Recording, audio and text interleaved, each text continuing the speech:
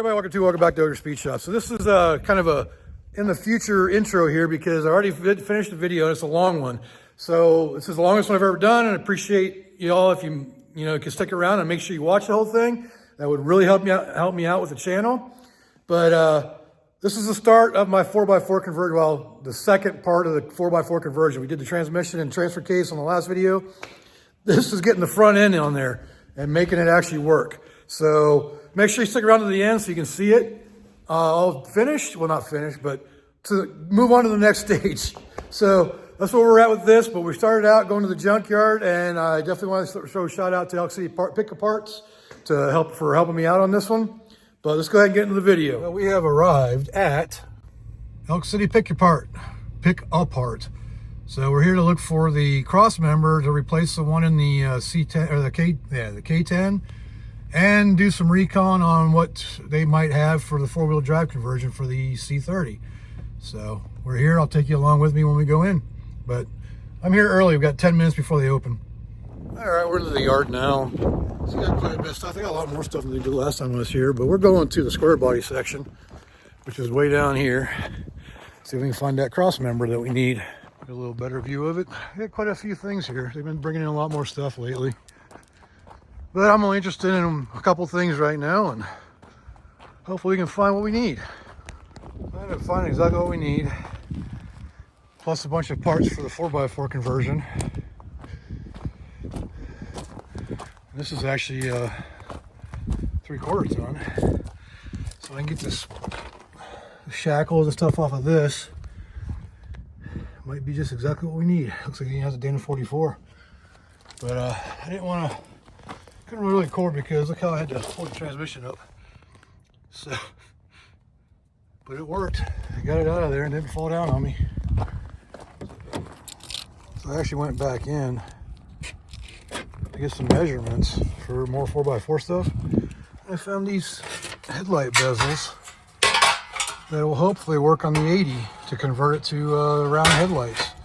It looks right, but I don't know if it's going to work. There's one bit of damage right there, but that's fixable. So yeah, another junkyard. We're back at the Elk City Pick Apart.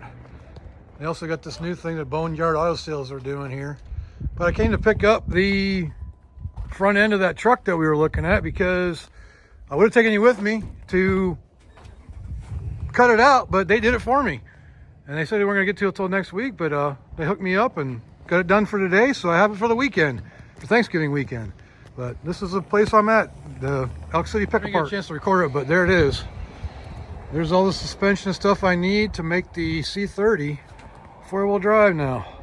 And they even gave me extra parts like the bumper and wheels, so that's awesome. But this will make doing the 4x4 conversion a lot easier. Well, we got her home. So if you ever need parts in Elk City, Oklahoma, go talk to Freddie over at Pick Apart. Pick Apart. It's called Pick Apart. So, and it's called Elk City Pick Apart. So go check them out for all your salvage needs. But yeah, now I get to tear everything apart. These are the main things I was needing. These things right here, and then the front shackles, and the front mounts up here. And now I got a diff with the added bonus of having disc brakes, so it's gonna work out good. And threw in the tires and wheels and tires, which is awesome.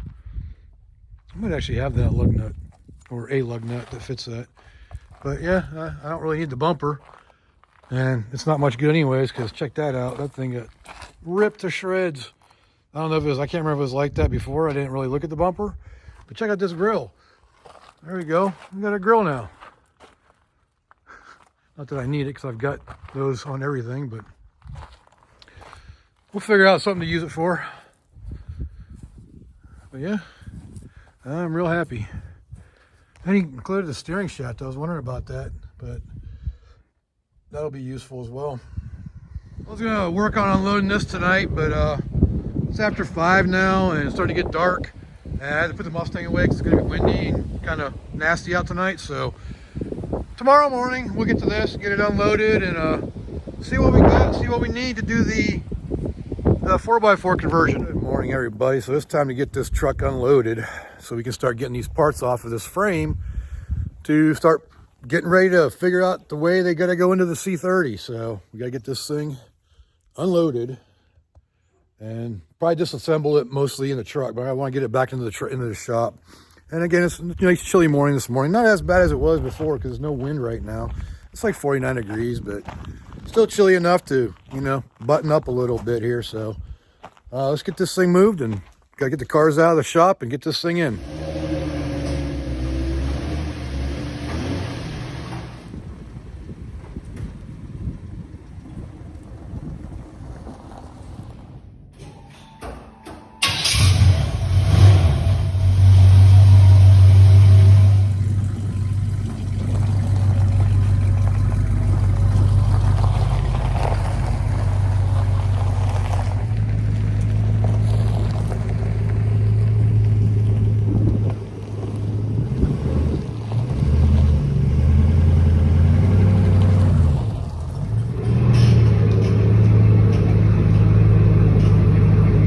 Where to start with this, but we gotta get as much weight off it as possible because I got 2,350 pound springs on this thing, and this front end is weighting it down pretty good, so it's pretty heavy. But I'm gonna start with getting the bumper off of it, get the drive shaft off of it. Kind of want to get the whole frame and everything out of here together, so it's easier to disassemble. I did notice one thing. It's kind of funny. Somebody did an in-field repair. Check that out. That's not a bolt. Somebody threw a pin through that shackle bolt, or the bushing bolt right there, instead of the bolt. So I'll have to repair that. But let's get this bumper and everything off first. But we'll start tearing it down, and there's no reason to go too much into it.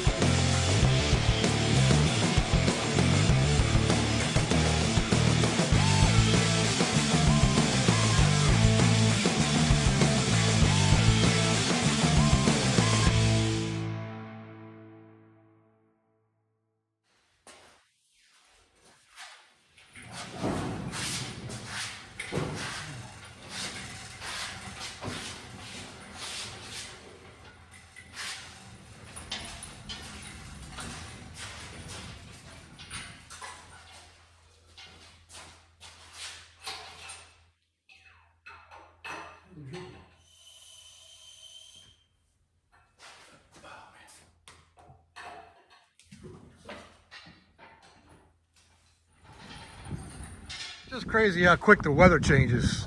Like an hour ago, it was nice and calm out here. Now the wind is blowing like 20 miles an hour. Pretty crazy. But anyways, so we got this thing unloaded. Got to level it out a little bit, get it off the tire, because that's one of the reasons why it's rolling around. But we got to get everything off of here, figure out what we're going to need. So I definitely want to keep sway bar, all the shackles or the mounting points for the springs here. Probably end up cutting that out in order to weld it onto that one. I'm not sure yet what I'm going to do with those rear ones because they're riveted in there. And on these 4x4 chassis, even the C30, like the 69, 68 that I got the Dana 44 out of, it's flat right here. Whereas on this, on the C30, that's where your parking brake stuff and everything goes. So definitely going to be some modifications need to be done there, and that's where the cross member's at too for the transmission on this one. But we'll figure it all out once we get to it. We just got to figure out what all we need. Well, we know what we need. We need all the parts for the suspension. So let's get that all taken off of there, and right there's the main thing I'm concerned about is the brakes. I actually want to test the wheel on here to make sure that the dually wheels will fit. I'm not sure if they will without an adapter. One of the times I wish I would have been filming in regular video because I was taking this bumper off. Thought I had it hooked, but never assume. It didn't. It seemed like it was on there good, but it wasn't, and it fell off. And got some new scratches on the truck now, but they just go along with the dents that my wife put in it years ago. So this is my work truck anyway, so it ain't no big deal. At least I didn't break the taillights. Taillights are new, but that's what I was most worried about, is not breaking the taillights. But we got some scratches. you know, gives it character. All right, so my initial observations here, and well, proven theories here. The hubs won't, or the wheels, the original dually wheels on the C30 will not fit on these wheels or these axles. For one, the 16s hit this tie rod right here, and the lugs are 9/16 where these are 1/2 inch. Not a big deal because I need to get new wheels anyways, because I can't run anything but bias ply, or bias plies on these with tubes, the way they're designed. So I need to get new wheels anyways for more modern day dually. So that's not a big deal because I want to do that anyways. So that's the first initial observation I noticed is the wheels, the original wheels from this truck will not fit on the new, you know, square body 80s style hub, which, you know, I kind of figured it wouldn't anyways. And I don't know, is that tie rod bent? That's pretty bad, that center link. Look how. Yeah, so I'll probably be replacing the steering link, but kind of figured I would be anyways, but hey, you know, what can you do? But the main thing I wanted was the disc brakes, the differential, springs, and shackles, so I'm not too worried about the steering yet, because I don't even know when I'm going to be running for that. You know, power, I'd like to switch to power, it'd be nice. But anyways, rambling again, I do that a lot. Let's get to turn this thing apart. All right, we got the springs, shackles, and diff out of the frame now. That was the pin that was holding the front spring in, and that one was fused to the inside of the bushing, so I had to cut those out. But we got her out, and then of course it dropped when I tried to lower it down slowly, but whatever, it's good enough. So got that out. Sway bar still connected. That's one of the problems. So I gotta remove the sway bar that I can get it out of there. All right, so we got the diff and springs separated from the frame. There's a lot of stuff on here we got to get still, mainly these mounts on each side, as well as the front ones. This one might need to go get a different one, but hey, at least we have it. I can always repair it. That one, sway bar, probably the bump stops. Like I said, I might cut this all out of there so it can be welded in, because like I said, it's got that raised area for the parking brake on the 69, so we'll figure that out as we go. But yeah, we're pretty good. You get this vent tube. There's a metal vent tube that goes to the diff that, you know, it's a rubber hose up to that point, but might as well grab that too. But yeah, so mainly the sway bar, the cross member, the K member, I want that out of there too.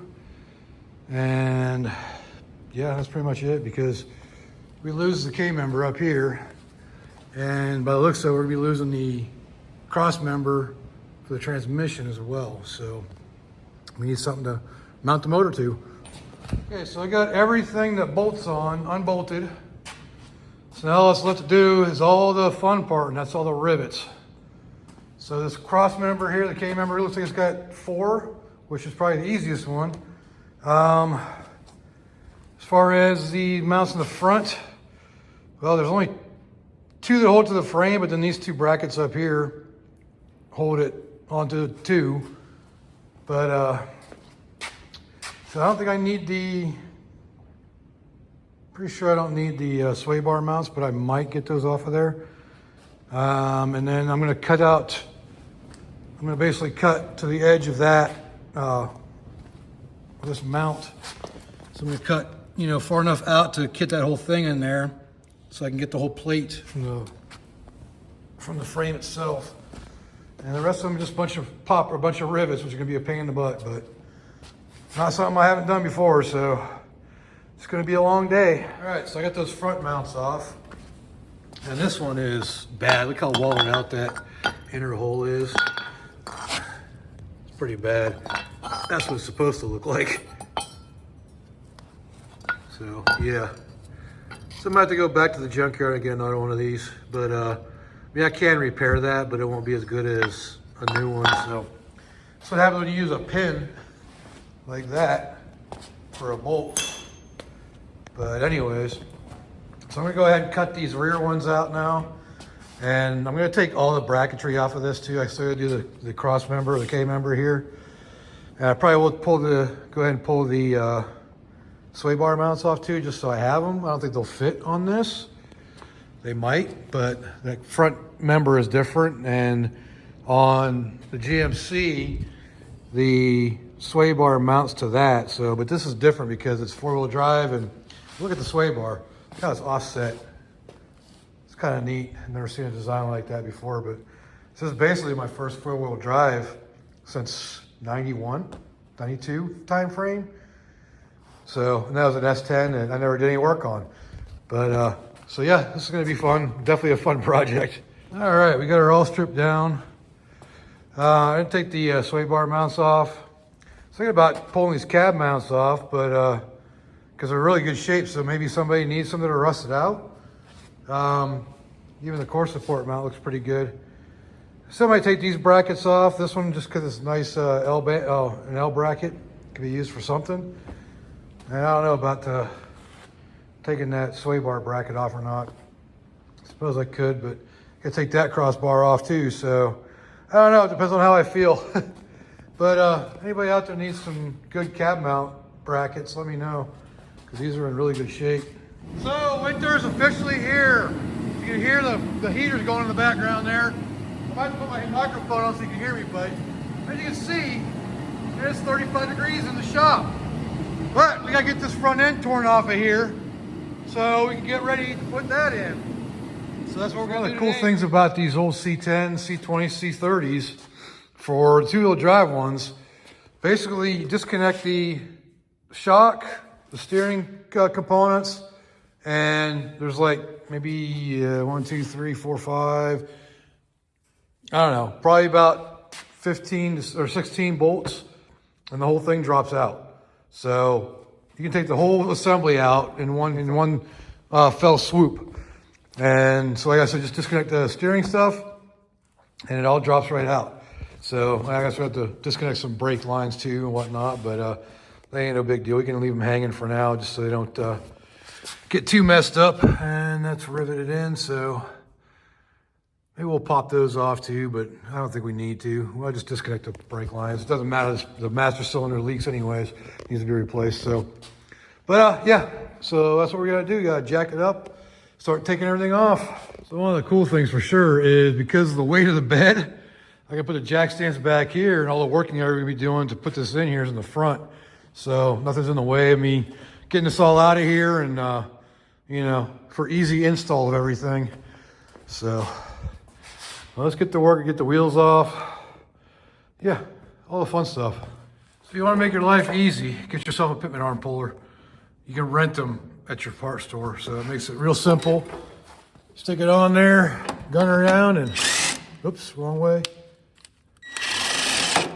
So it makes it real simple. Just stick it on there, gun her down, and pull her right off. Watch your ears. Just like that, Pitman arm's off.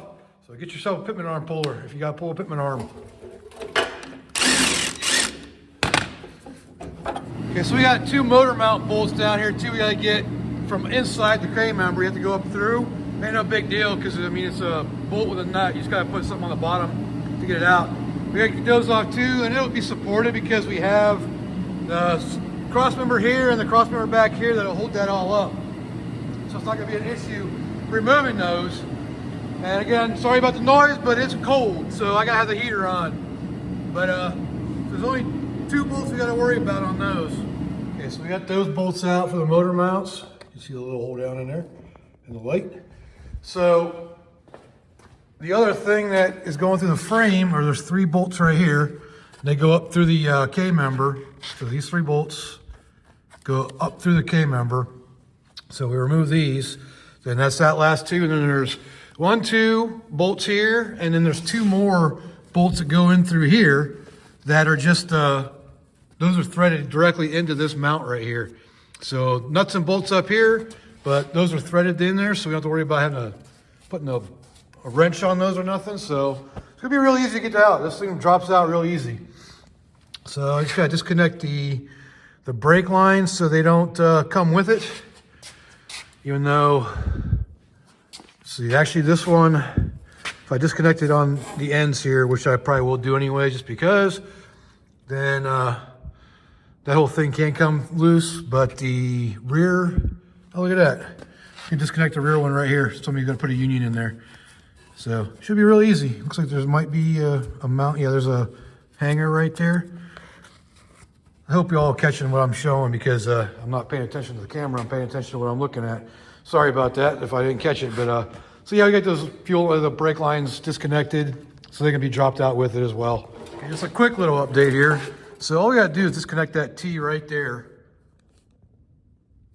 that top line, and then the front brakes are done. And to do the rears, I think there's a clip or something. Yeah, there's a clip. Right there, he's gonna pop it out of the clip. See right there. There's a little clip right there. He's gonna pop it out of there, and it can stay on the frame. If we clean off all that dirt, get all that dirt out of there. It's burying it right now, but that ain't a big deal. So that's what we gotta do for the brake lines. So we can leave the rear brake line where it's at. Just gotta unclip it from the K member and disconnect this one line right here for the front brakes, and it'll all come out just fine. All right, so we got those bottom bolts out, the ones that go through the frame. See the holes in there? So now we can put the jack up underneath there, not to worry about interfering with that, because now you just gotta get these these four bolts out. That whole thing's gonna fall right out. All right, we got 13 of the 14 bolts that hold this thing up in there out. We got one more to go. So I figured I'd save that for everybody to see, because that's usually when catastrophe happens, on the last bolt, right? So, gotta get that all on film. Watch your ears.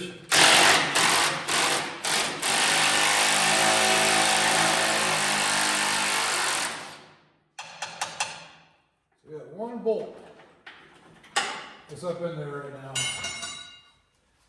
And hopefully it comes out fairly easy. And once this comes out, the jack should hold out. Let me make sure that thing's actually tight.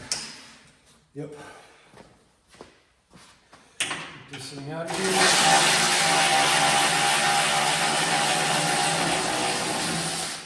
That didn't jump or...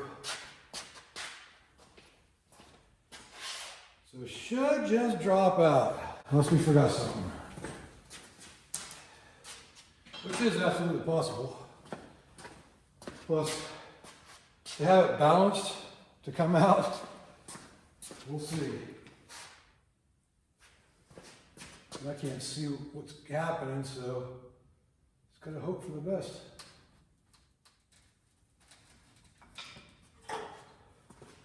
Something's happening.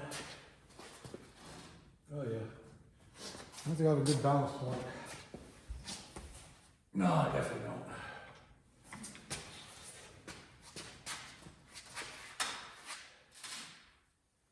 Well, it's inevitable. There we have it. Nice. Should put some dollies under it first, though, huh? I'm just kind of hoping to steal the jack. We have a good location for balance, so we're going to go kind of towards the back of it. I did not have that. Right there, look at that. That's nice and easy, that is.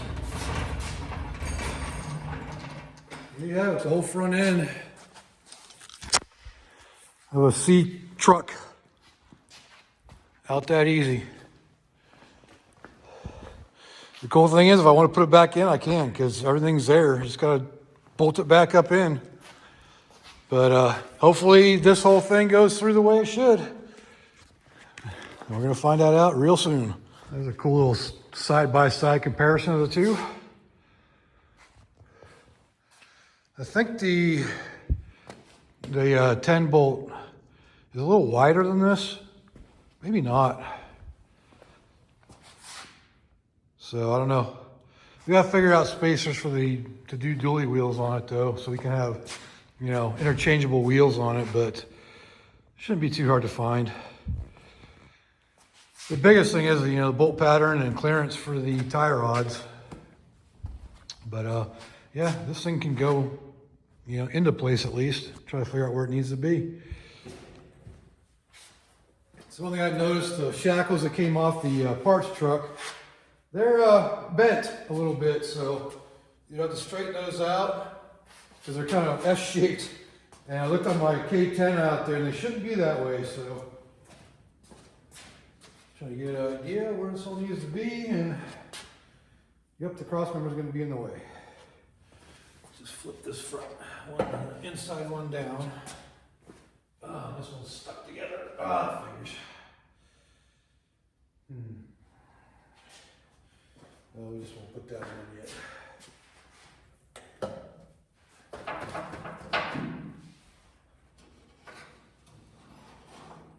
Looks about where it should be, but I think this needs to go forward or about there. Somewhere in that. I gotta get some measurements off the truck I got the Dana 44 out of. So I gotta talk to Eugene and see about stopping over there, get some measurements to find out exactly where that rear shackle needs to be. I'm gonna figure out the best place to lift this to keep it level.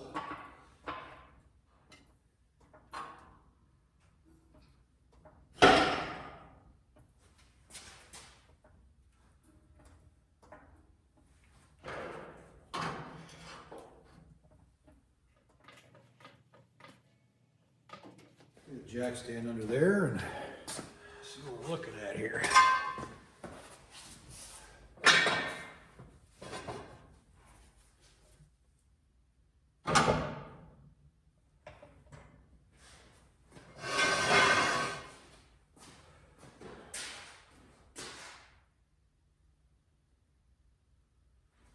Crowbar out earlier, what to do with it. There it is. So in case you're wondering, yes, it's still cold out. I think it's up to 31 degrees now.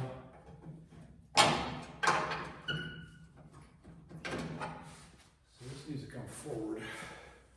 I'm pretty sure the front shackles are right below.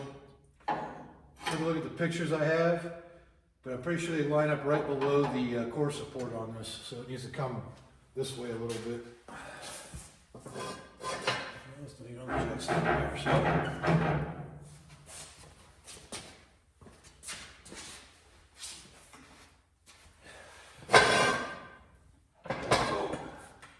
That was a little faster than I wanted.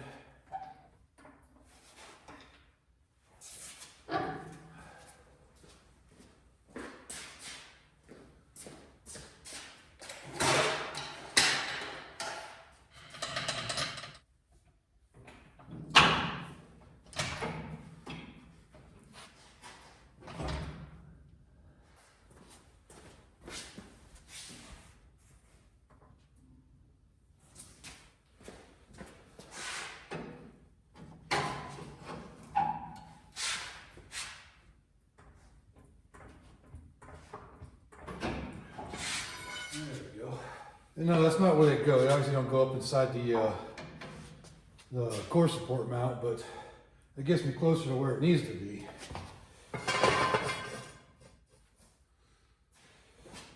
One more notch.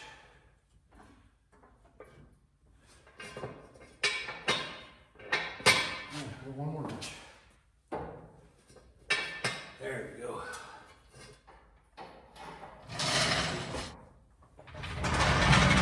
All right, so that's about where we're gonna be looking at.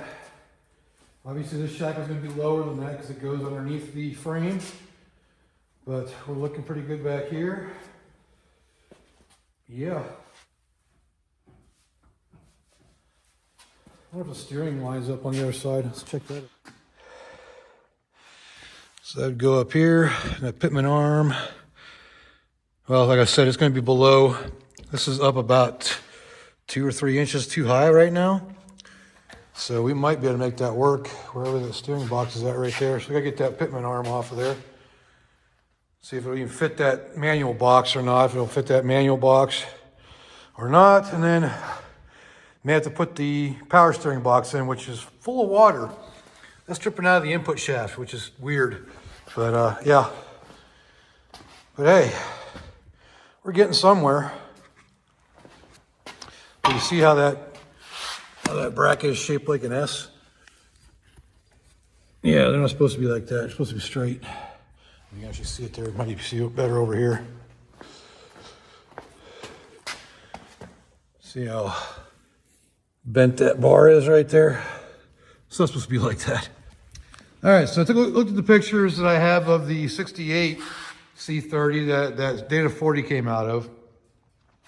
And these front mounts do directly, or like right in line with the core support, just like this. Now the brackets themselves are designed a little bit differently. But these actually go up on there pretty nicely, just like that. And the only difference the other one has, it has a mount that goes up this way and then a gusset that goes this way. So that's easy enough to fabricate. So we can just get some 1/4" plate or, you know, 3/16 plate or something and weld her in there. So I think we'll be all right if we just add a plate right here with a gusset that goes up to here. And it was like, you know, the original ones are riveted just like this to the core support, but we can add stuff like that to this. We could even bolt it in if we wanted to, but so we might actually go that route, but maybe not. I don't know. I don't want to interfere. That probably wouldn't interfere with the steering. That goes back this way, so we have to go back to 2-wheel drive, but I think that'll work right there, just with some fabrication for a bracket to give it some strength up here for gusseting. And I think we'll be all right. But yeah, that's the way it's mounted on the 68, basically. Now back here, it looked like basically where that hole's at for the, I'm not sure what was in there, but that's parking brake stuff. That hole's pretty much right where it's at on the 68. So if we can get that to line up, or just cut that area out and weld in the actual bracket that goes there, then we should be all right. Otherwise we have to flatten all that out and do all that. We have to move the cross member, at least the bottom section of it. Could probably leave this top section in, just remove the bottom section and still give it some support. Not as much as support, but we could always modify it to make it work. That's what we do around here. We make stuff work. So I'm curious if the drive shaft works. We should try fitting that just to see if it's close. All right, well, the one I got with the diff and the springs and everything from the junkyard, it's way too long. But the one I got with the transmission and transfer case, it bolts in, but I think it might just be a little bit short, because if you look right there, starting to show splines. So I have to check and see what the tolerance is on that, but it does go in there. So it's something we could use in a pinch, but we might have to get one that's a little bit in between these two. So a little bit longer than that one, a little bit shorter than that one. So, but we're definitely making progress here. I think the hardest part's gonna be this back section. The front part's gonna be easy. We already figured that out. Just need a plate and you know, 1 or 2 gussets. I think I'm gonna get rid of these rivets and do bolts to bolt that plate in. And so yeah, I think it'll work out pretty good.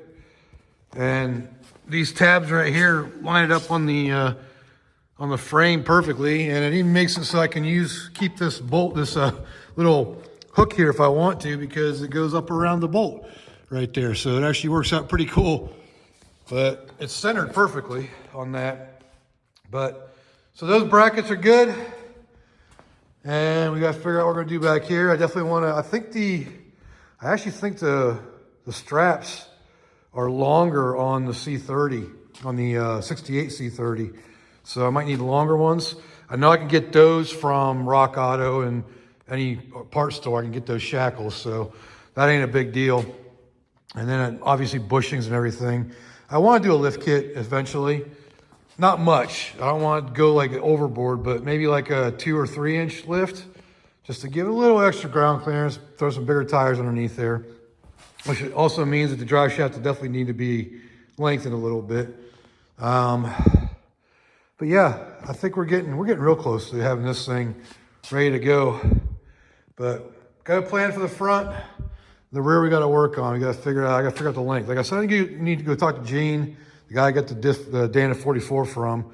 Get some measurements off of his truck, so I know everything's good to go. And I have to make a cross member for this to mount that motor, because that won't work. The one I saw on his truck, I think he's got a V8 though. It goes directly under that and just bolts to it. which, you know, makes sense. But yeah, we're definitely making progress here. And the brake lines for four-wheel drive, they route all the way around the front and back down through for the rear and over to the side, so they don't go across the axle. But yeah, definitely a lot of progress. Gotta make a four-wheel drive. Woo! All right, so I started making the brackets to go up top here. So we're gonna make a new L beam right there that goes up and attaches to these two holes right there. Once I get those rivets out of there, and we'll bolt it in. But we're gonna weld this plate to that bottom piece. But if you look right there, I use a piece of 3/16 plate, and I bent a 90 in it using my new tool. It's a Harbor Freight central machine, 12-inch shop press brake attachment. So I did a quick review video on it, so if you want to check that out, it'll be in the link below. So pretty cool, it worked really nice. But so we gotta get these off of here so I can clean them up. Cut these to width, so we get it to go right up inside there. Perfect width. And get her welded on this piece so we can get her bolted onto the rest of it. And that'll be the first mount. I have to still go back to the junkyard tomorrow because they're not open on Mondays. Get a replacement for this so I can make that one. But I can make the brackets with no problem. But I need to get that mounting point for the spring though, the spring perch. But that's what we got, and that freaking brake thing worked really well for that. All right, so I took a measurement on the inside of the core support mount, and that is 3 inches. It gives a little bit of wiggle room in there. So if we go 3 inches, we'll be good on that. And what was I else going to say? I think that's about it. So we're going to do 3 inches, make two 3-inch plates, and then we'll cut them down to fit up in there better too. All right, well, there you have that bracket. That'll be really easy that's a simple bracket to make. And then I'll cut the piece that I cut off the top of it, I'll angle that down and make a gusset out of it. So it'll be a lot like the original, you know, slightly different though. I do need to go over and talk to Gene, the guy I got the Dana 44 from, and get some measurements just to make sure I get this, you know, in the right position. But yeah, that's what we're looking at right there. Something like that. And then gusset it in the middle. And it's pretty close to what it was originally on the 68. So yeah, that's where we're at. I think I just need to go back a little bit, but I was trying to get it centered on that bar, so I did have to modify it, but it ain't no big deal. That thing comes off, so I can put that anywhere I want to. I got those rivets out for that mount, and I made the plate, drilled the holes and bolted it in there. So now we got that upper plate, and I did make a gusset as well, which is somewhere around here. I just had it. I love when you make something and you lose it like right away. What the heck? I swear I just had it. Did I put it in my pocket? All right, so just gotta dig a little bit further, but there's the gusset I made for it. So that'll go right up in here like so for that extra support. And then this will get welded to this eventually once I get the measurements where that needs to be lined up at, and we'll be good to go. So there you have it. So that'll be the front anyways, but the rear, still gotta worry about that. That's gonna be the pain in the butt part, because we gotta figure out how that's gonna mount up in there. But like I said, I still need to get measurements, so hopefully I can do that tomorrow as well. Well, I just got back from town and I got the replacement shaft. I just gotta get it off the frame piece I cut off. But yeah. So, and Freddie at Elk City Pick Apart, he was cool enough just to give me that since this one was messed up. But so yeah, I gotta get that thing off of there so we can get it mounted up on here and dialed in like the other side. And I did stop over and get some measurements. So now I know where all this stuff is supposed to be at. And yeah, it's pretty much where it's supposed to be at, which is cool. But I got the measurements for the rear. That's the more important one that we got to come up with right now. So pretty much right where that hole's at by the looks of it. But we'll find out once I get some measurements in there. All right, we got that one separated from the frame pieces and all cleaned up. So now this can go right up in here, like so. And I'll make that, I got that L bracket that I made with the gusset, and get everything lined up, get her welded and bolted in there, and we'll be good to go for the front springs. Although I'm having a hard time finding bushings. All right, I went over and measured from the other truck, and one of the problems is his core support mounts here are completely gone. Like there's nothing there. It's core support on mount, and that's it. So I tried to get some measurements off the mount itself, and it was measuring between 6 7/8 and 7 inches to the center line. So, or 6 13/16 to, so basically it's exactly where it needs to be. It's about 6 3/4. So that is more than good enough, and I'm happy with that.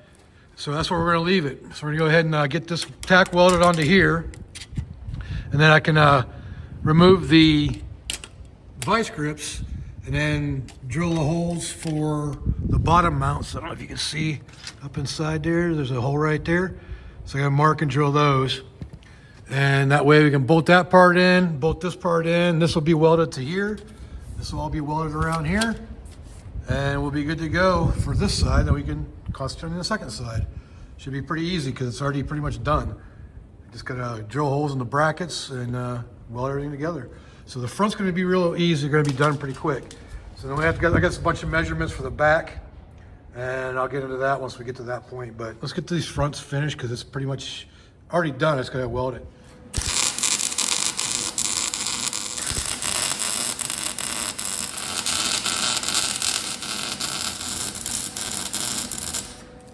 All right, we got that tacked in pretty good. I'll pull it off to weld the rest of it just to make it easier. Now what we can do is we can disconnect the vice grips here, and it'll be held into place here and on the back side, so we can drill our holes. We'll have our first front mount done. So I gotta move this forward a little bit somehow because that's blocking the hole. Well, actually, it's probably not blocking the hole. Maybe a little bit. Oh, stupid. That's a Pittsburgh one. It's kind of a pain in the butt to get off. All right, so that's in there. Bolted right here with two 7/16 bolts. And I picked up more hardware today. Boy, I tell you what, Elk City, Oklahoma does not like 7/16 hardware in grade 8. Just can't find it anywhere. And I ended up finding it at the new Ace Hardware they built there recently, but it was not cheap. So I gotta get up in here, make a mark for the hole, or just drill the hole. Maybe I'll see if I can just drill through from the bottom. Use a transfer punch, make a nice little center hole, and then drill her out to 7/16. So you can put more bolts. So I don't know if y'all know what a transfer punch is, but if you look at those, they're a punch that have a point on the ends of them, and they're all specific sizes to different drill sizes. So you just put it in the hole, and it centers it for you for a nice little center punch. So we're just gonna do that down here, figure out which size is the best. Here's the hammer. Get all this stuff in the way right now. It's kind of a pain in the butt. It's a very awkward position, by the way. So I think I'm just gonna try drilling it through right now with the bracket in there. That way they both come out the same size and in position. So I can tell you one thing, I've not been having luck drilling through frames lately. I don't know what the problem is, but with this little two-sided drill bit I got, it changed my luck. Ah, look at that. Those are cool little drill bits. They're double-sided, same, I think they're 1/8 inch. And they're double-sided, so you can, once this one gets dull, you can flip it over.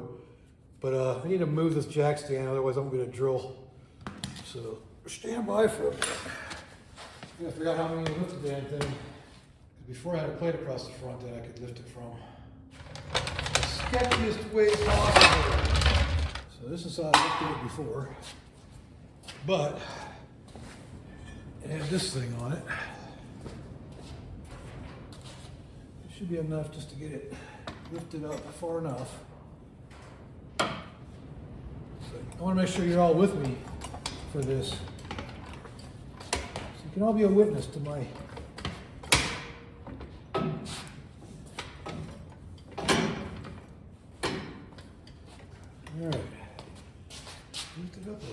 there is all it needs. See that thing bending? I yanked the freaking truck out of a hole with that. Let me make sure that's tight. I don't think it could actually fall on me, but just in case. Let's throw this back here so it can't go the whole way down.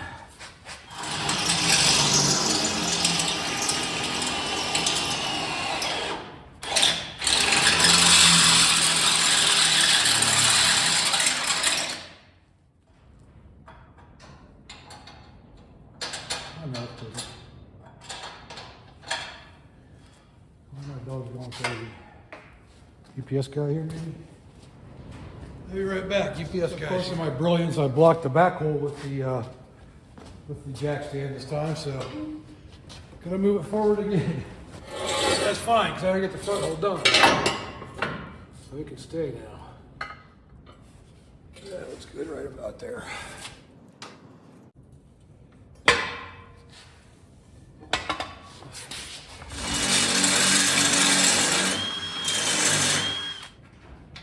Okay, that's not quite 7/16 on the top.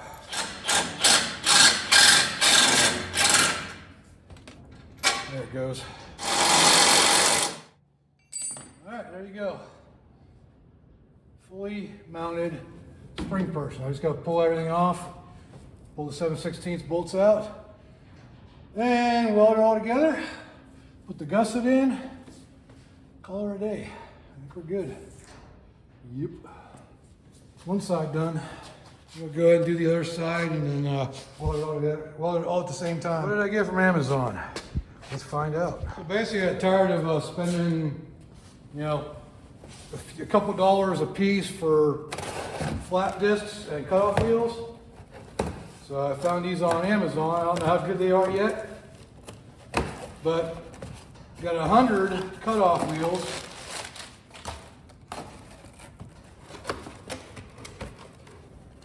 So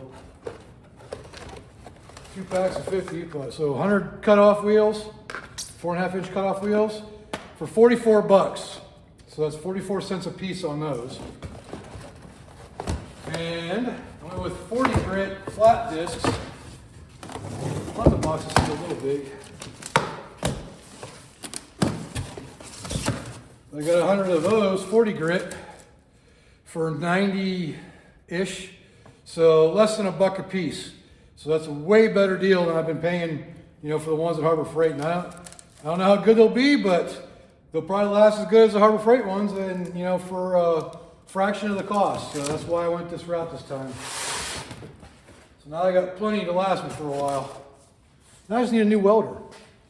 So like I said, hey Art Captain and Yes Welder and Miller and whoever else is out there, help a guy out here. But anyways, that's what I got.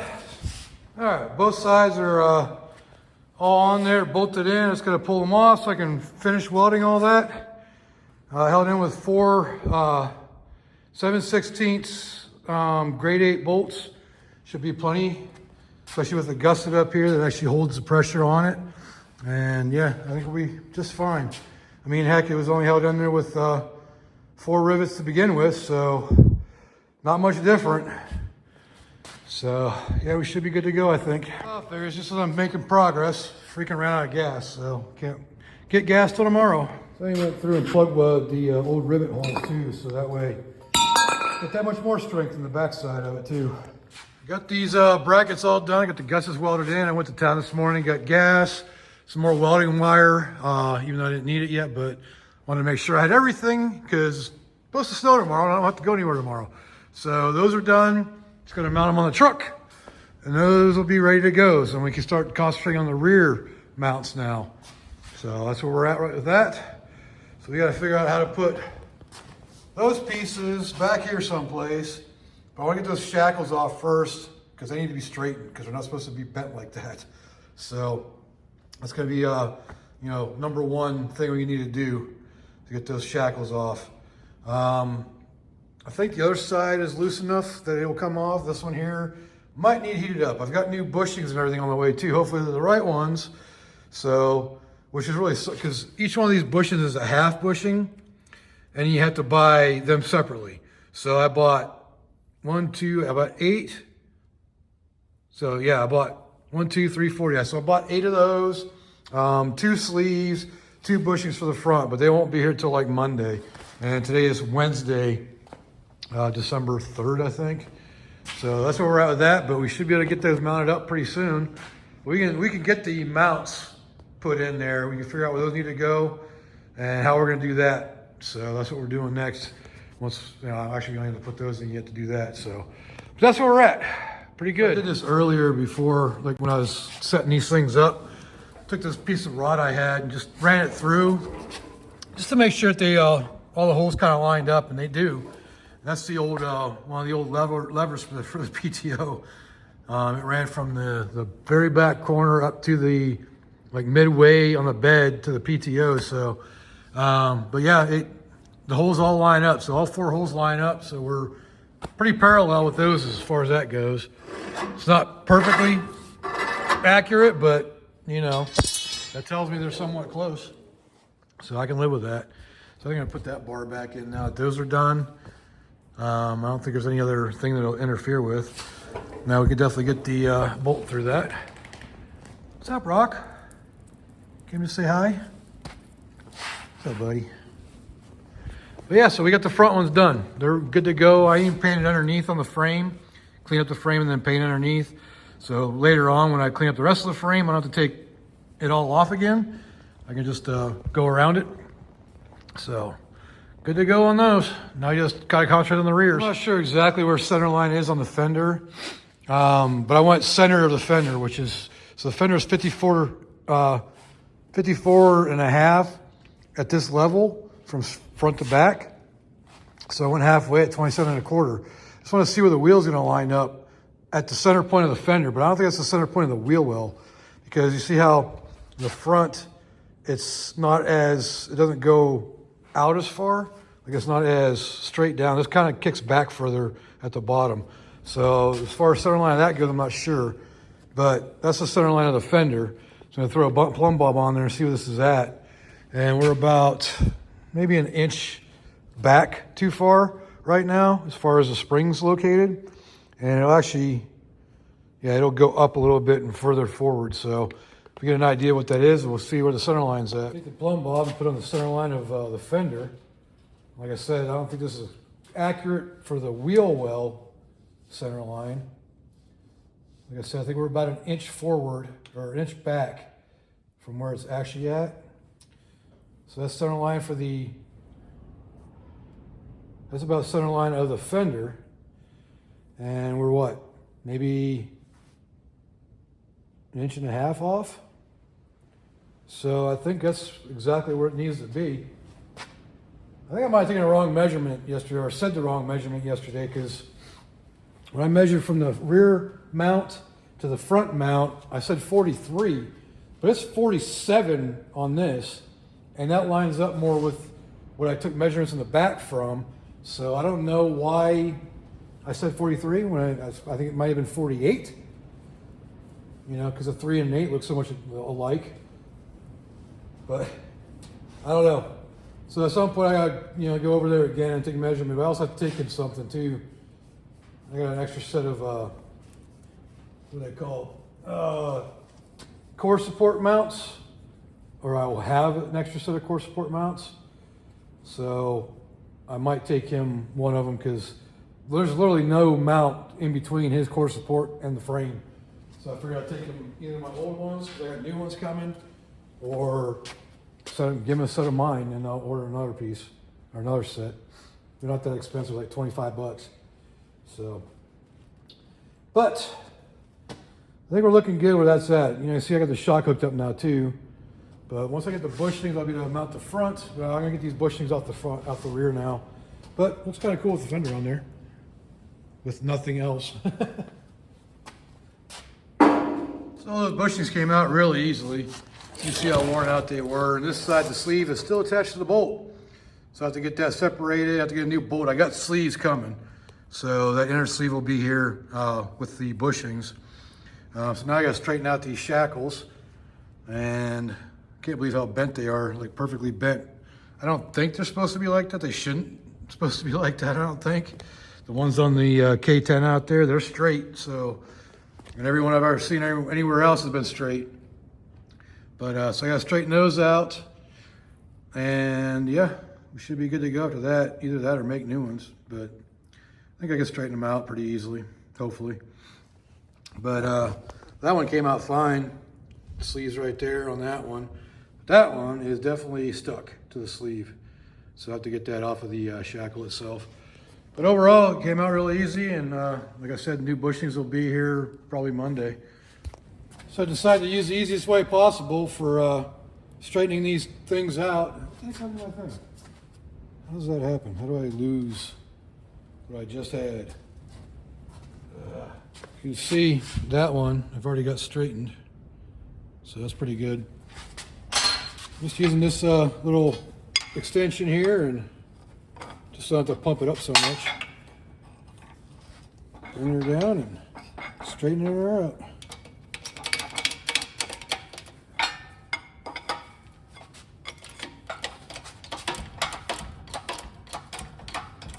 Just enough pressure to make sure it keeps its form. Pretty good. Do the same thing on this side.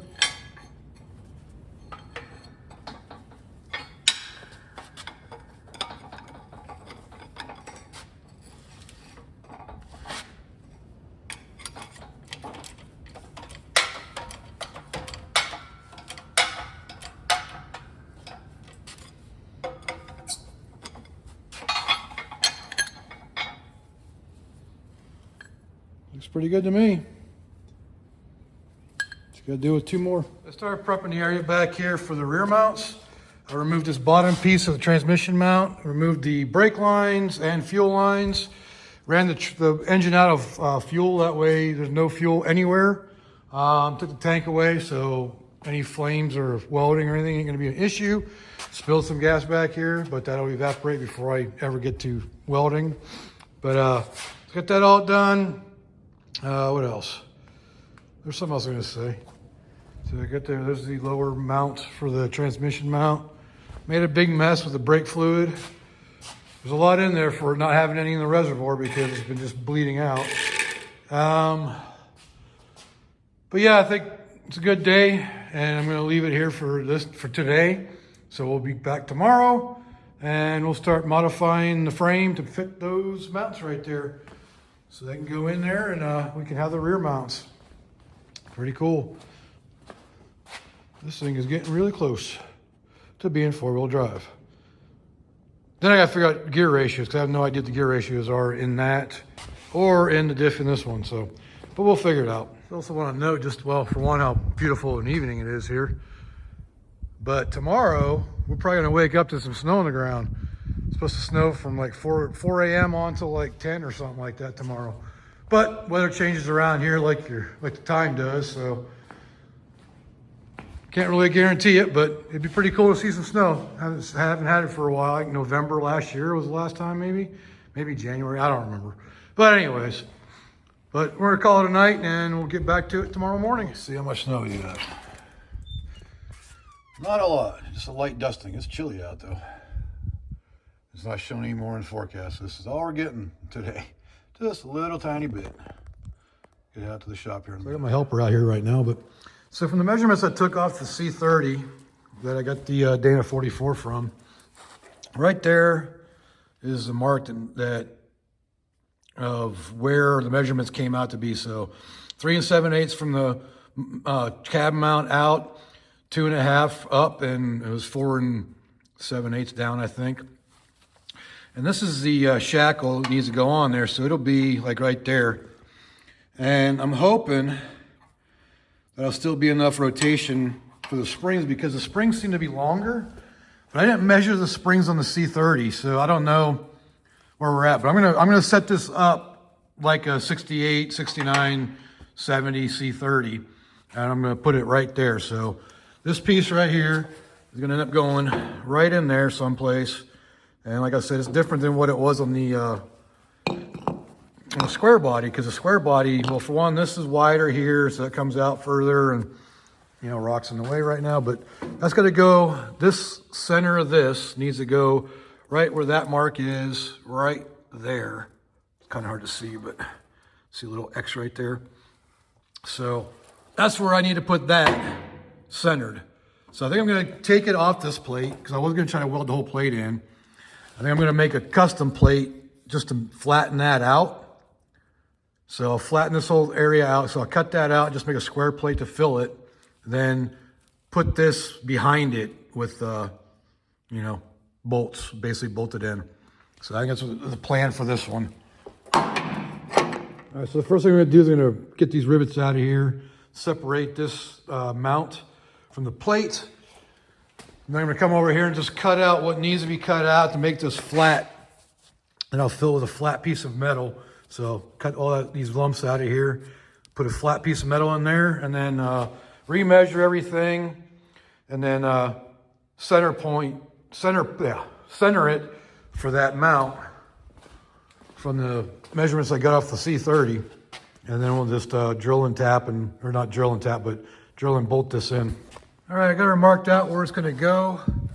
And the two top holes would be above that, so it's gonna be in this original plate and the original frame. So the new holes for the bottom will be in the new plate that I'll be welding in. But I think that'll be a nice square there. There is a slight angle this way, like kind of this way on the frame. And I might be able to fill that just by grinding down these flats right here to make them flat and leave those stepped like that, and then bolting it in. It should level it out that way, I think. But we'll figure that out once we get that cut out and get this ready to go in.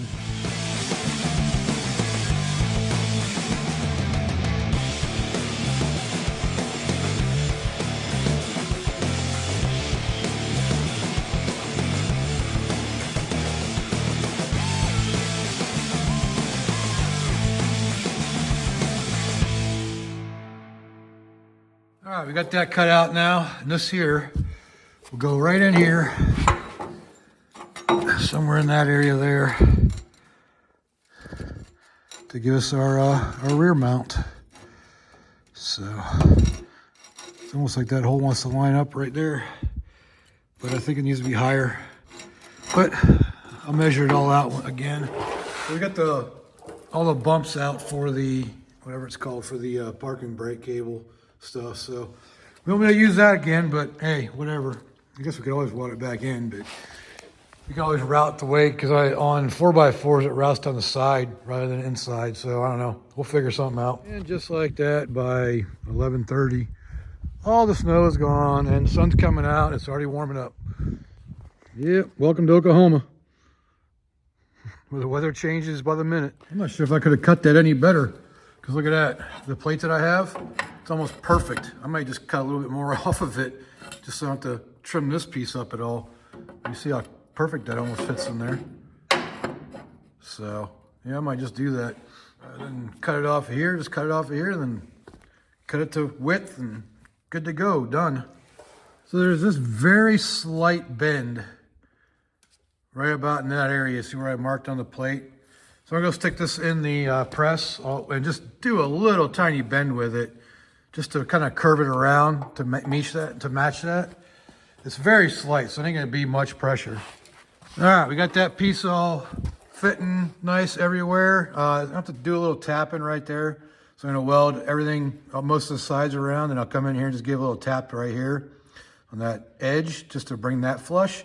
But everywhere else is good as far as the rest of the way around. So it's just that one area right now, it needs a little bit of bend, but we can tap that in with a hammer. So I chamfered it both sides, so it'll be a real nice place to fill the weld. It should make for a really solid weld, and then we'll grind her down, and I'll weld from the inside too. Once I get a chance to, I'll have to get up underneath the frame to do that, but as of right now, we're looking pretty good. I'm gonna go ahead and burn her in.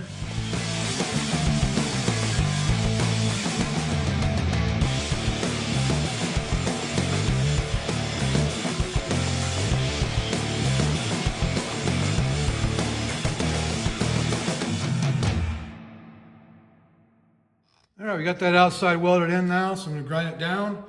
Mark all our marks again for where the center line for the mount goes. Do a hole saw.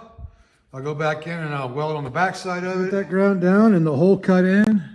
Use the hole saw over there. If you look on the drill, use the hole saw and some anchor lube. They sent me some of this to try out, and it works really good. Gotta just kind of tidy up the hole a little bit, but now this here can go in here just like so. Now we got our mount for our rear shackle for the leaf spring. All right, so I got these bolted in now. I ended up going with a 1/2 inch bolts.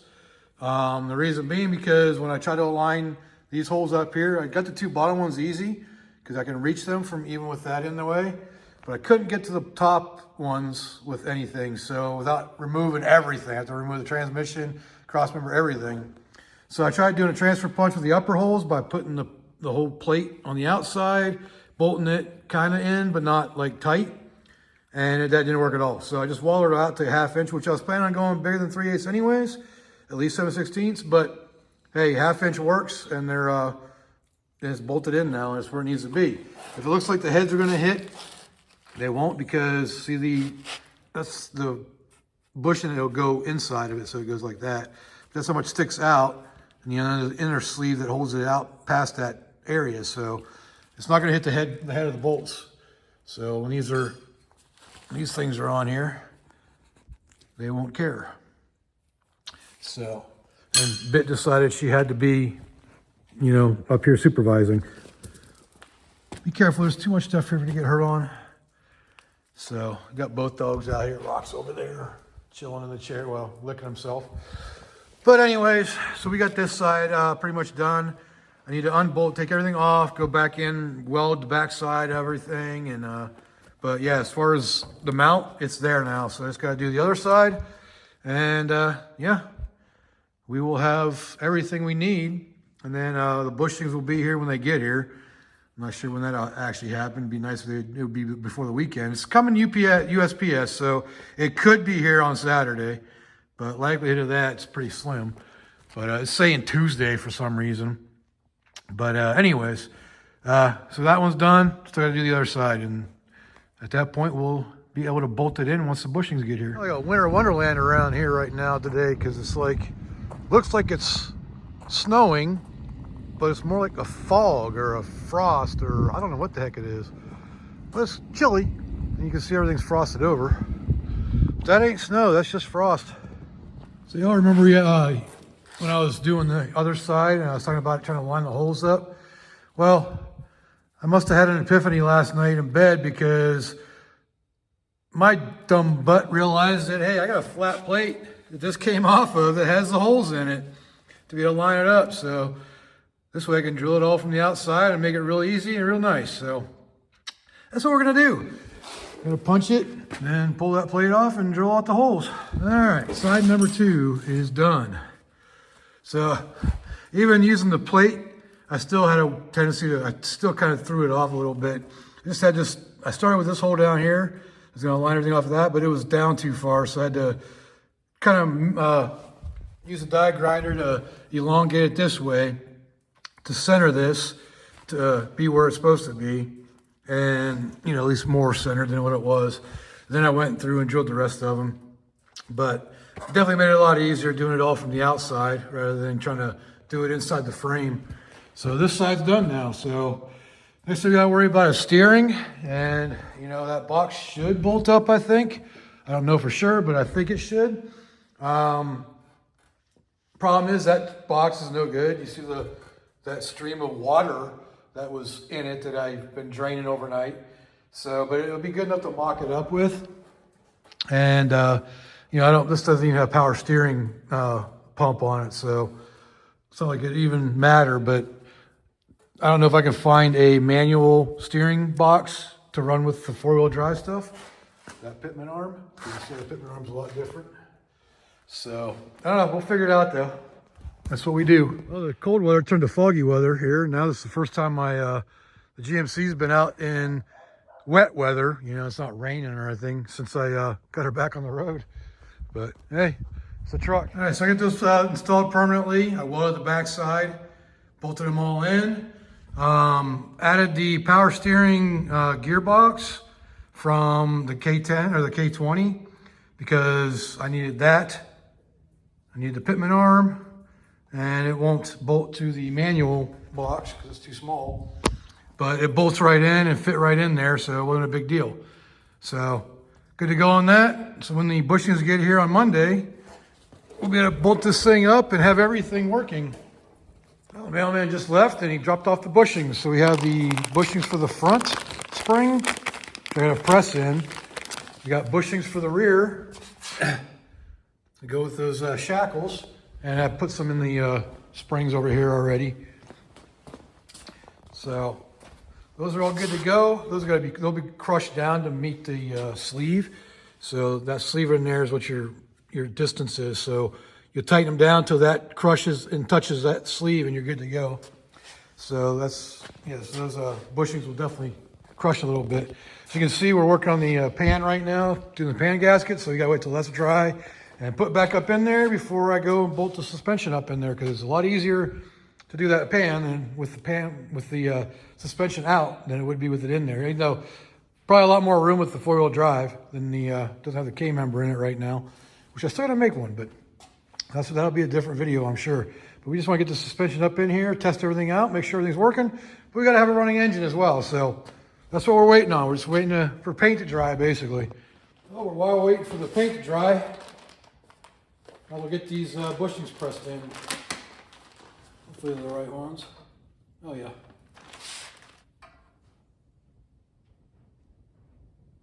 So they're gonna be out just a little bit.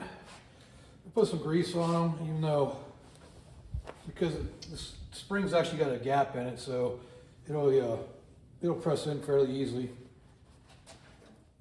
But no reason not to have grease. I already took a wire wheel the inside of this spring, so they're nice and clean.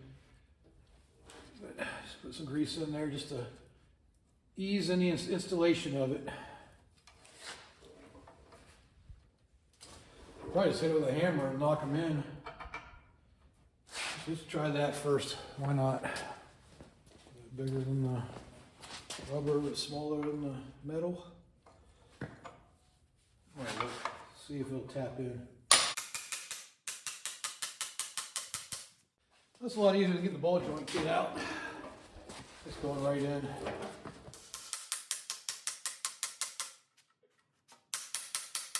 Should stick out just a little bit on each side. Just a little bit more. That looks about even. And one more. Knocking the other bushings out. There it goes.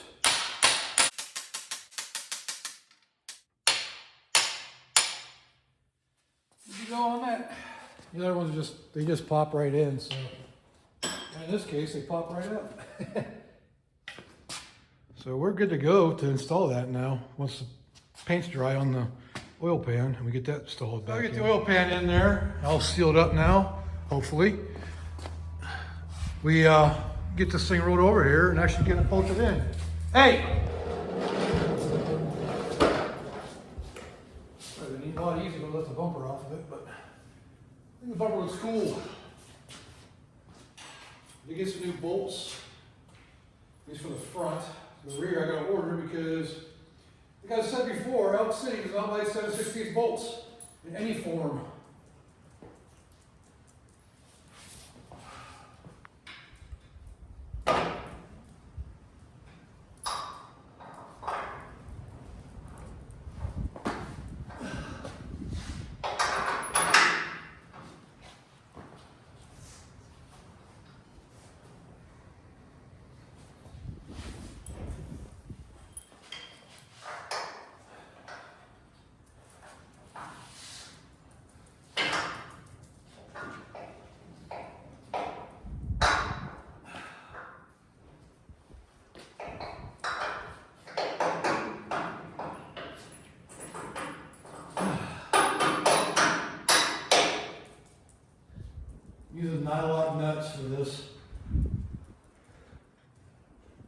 The originals with top locks, but this side over here just gets a little tiny tap. There we go. Once we get the others in, get some of this stuff out of the way. Well, I didn't get new hardware for the 7/16 because, like I said, something to do with Elk City, Oklahoma. They don't believe in it, so this is actually kind of the part I've been worried about because the measurements I took are off of C68, so hopefully it'll work for these springs. Bushings in, the sleeve. Shackles. Try to drop the nuts.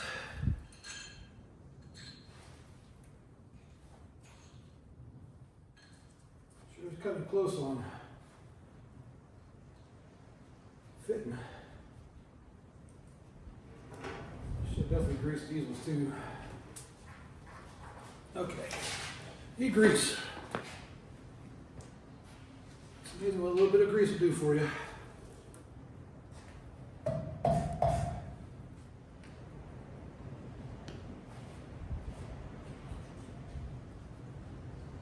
Alright, so here's the moment of truth. Is it going to line up? Well, best to jack it up from the spring, so that way it'll flex the spring down. Oh man. Well, that ain't good. These springs might just be a little too long. This is where doing a little research would have come in handy. The 86 springs are 23.5 inches on center, and the 68 or 22 on center. So that's the problem here. Maybe these be little. Let's throw that jack stand to pop out on you, bud.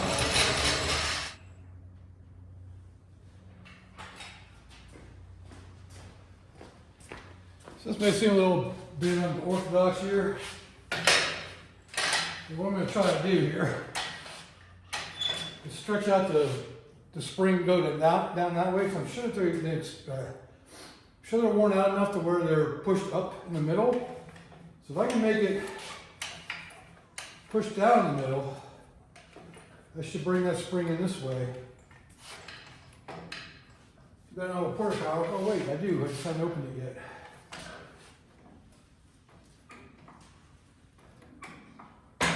That is working.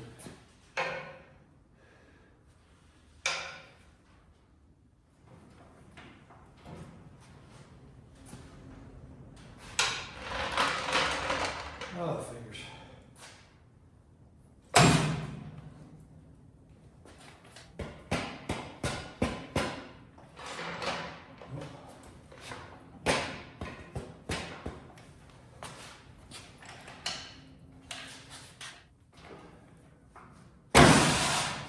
Folks, don't try this at home. But look at that.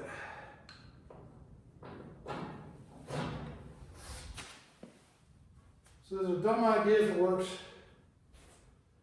Sometimes, yeah.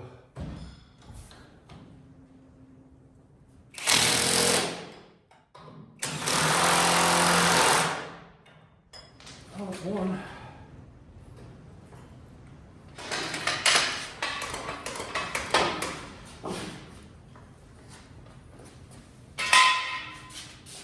Weight it down the front too much for those jack stands? Nope. All right. One side's on. That was a chore.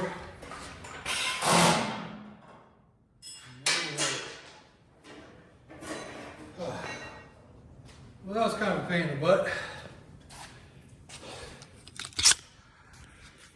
But as you can see, it is fully installed now.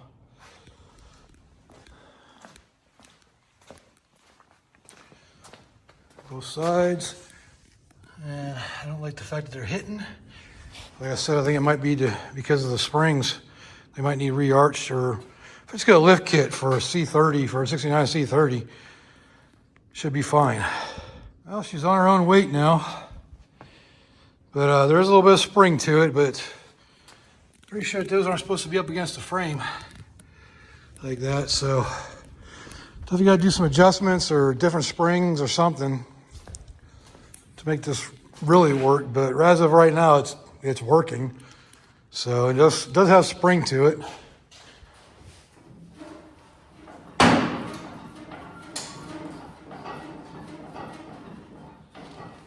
So, yeah, I don't know. Even the steering lines up. You see, I got steering now. Now it needs new tie rod ends, mind you, but I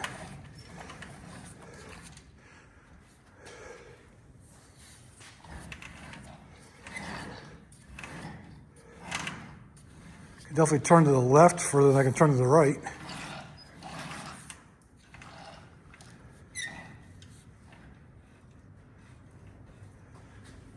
Yeah, definitely some adjustments need to be done.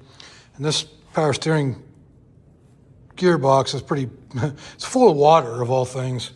But anyways, yeah, we're definitely well on our way to having this thing fully functional. So I just took a measurement off the K10 out front. Let me get the glare out of here. And from this point to this point, it's actually 47-ish, between 47 and 47 and a half. And on the 69, 68, it's 44 and a half. So it's 3-inch difference, which is why it's like that. Because it's sitting on its springs out there, and this is vertical on the K10. So I think these springs are longer than what they would be on a 69 or 68. Right, so after doing some research, I found out that stock C30 1969, 1968 springs are 44 inches long, 22 from centerline. The K20 from 1986, which is what these are off of, were 23 and a half. So 3-inch length difference, which is exactly what we figured out by that being like that. They do fit on there, but that is too much stress on the frame. It shouldn't be up against the frame like that. So I need to find some stock, I need to find springs, preferably lift springs, for a 67 through 72 K30 pickup truck, or K30 500, or whatever I end up going with. But yes, like a 2-inch or 3-inch lift with 44-inch springs is what we got to look for. So, but that'll bolt right up once I get those. Pretty cool. Right, so now we got this diff installed, even though we know it's not right, and it's, you know, back 3 inches from where it needs to be, which is kind of why I threw the steering off too. I don't think I went over that, but I wanted to hook it up. But that's centered on the steering wheel, but it's actually off by a turn. That's because it's 3 inches back because of the difference in length. So, but anyways, we're gonna hook the drive shaft up, and we're gonna test it out. And I don't know what the gear ratios are, but I'm not putting any strain on it because I'm not gonna be putting it on the ground and driving it that way. It'll be fine to spin in the air. So I gotta jack the rear up so we can do that. Get the drive shaft right there, put back in, and try her out and see what happens.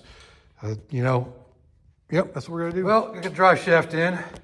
Took a little longer than expected because, I dropped one of the U-joint caps, and if you all know what I'm talking about, that took a little bit to get that fixed, so I had to repack those needle bearings. At least I didn't lose any, but it doesn't really matter. Those U-joints are getting replaced anyways because they're all pretty junky. The whole thing needs to be rebuilt, and that's, I guess, a little bit short anyways, especially once we get this thing moved to center where it's supposed to be. But it's good enough to test it, make sure everything's working, and we're just gonna get the back end lifted up. Maybe I'll do I'll show you how to check the gear ratio as well while we have that up. I tried to check this one, and the two options for this year was 373s or 410s. And it came out to like a little bit before 4 and a little bit after 373, so I don't know what it is. It's almost like it's a 390 or something, but hopefully it's 410, and hopefully that's 410, but I don't know for sure. All right, I think it's time to test the four-wheel drive on this thing. And I'm going to tell you right now, it's going to be making a heck of a noise from this side, from the driver's side, because I discovered something wrong with it, and I'll show you that after we get done with the test. But let's get her locked in, fire her up, put her in four-wheel drive, and see if they all move. These things are backwards from what I'm used to. They turn clock or counterclockwise and lock them in. That's locked in. That's the one that's going to be making all the noise. So you pay attention to that. All right, we're both locked in. I believe we're still on too low. Or I'm sorry, too high. Fire up. Down to gear. Clutch in. Give it a little gas. That's good.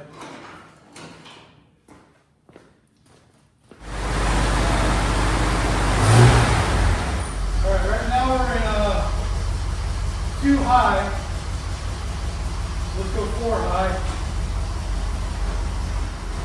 There's 4 high. And remember, that's going to make noise.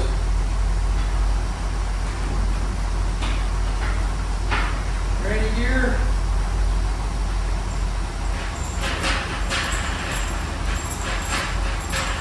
Well, it's working. I don't think that noise is in the back. I didn't do that before.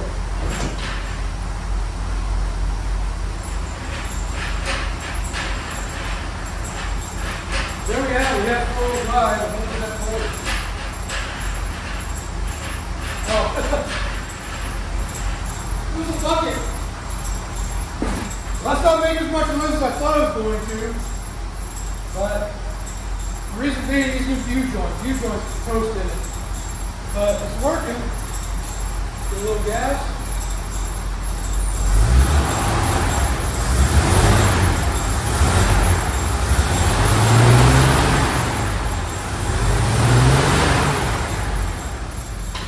Okay, that's neutral, so nothing. Cool. 4 low.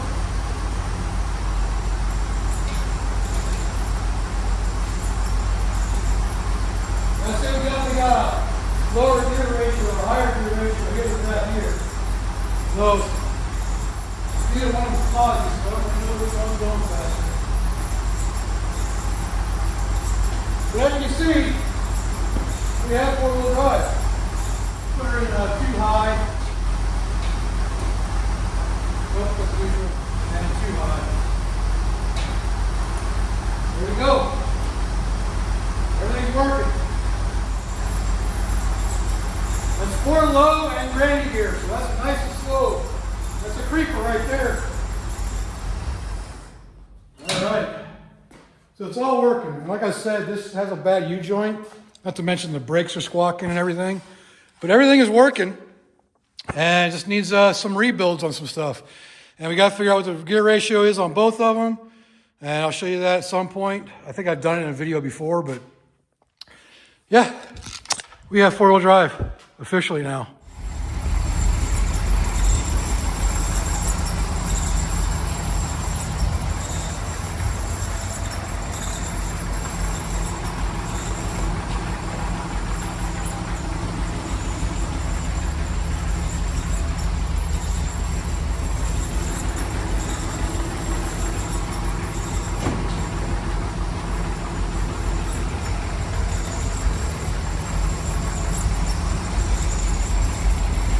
I think that's going to do it for this video. It's a really long one. It's the longest one I've ever done. I hope, everybody that's been here this long, I really appreciate you being here till the very end. But that's going to do it for this portion of the 4-wheel drive conversion on the 1969 C30, soon to be 1970 GMC K2500 or K3000, whatever you want to call it, 3500. I don't know yet. We'll figure it out when it comes time. But because that cab is going to go on that chassis. So it's going to be a GMC, as you can see. I got the front on there. But anyways, that's going to do it for this video. So again, if you were here to the end, I appreciate it. So if you like this video, leave a like down there. Leave me a comment. Let me know what I can do, what I can do better. And subscribe while you're at it. Why not? It's free. And turn on those notifications too, so you get to see all the new videos coming out and you know when they're out. So again, appreciate everybody being here till the end. And until next time, I will see y'all later.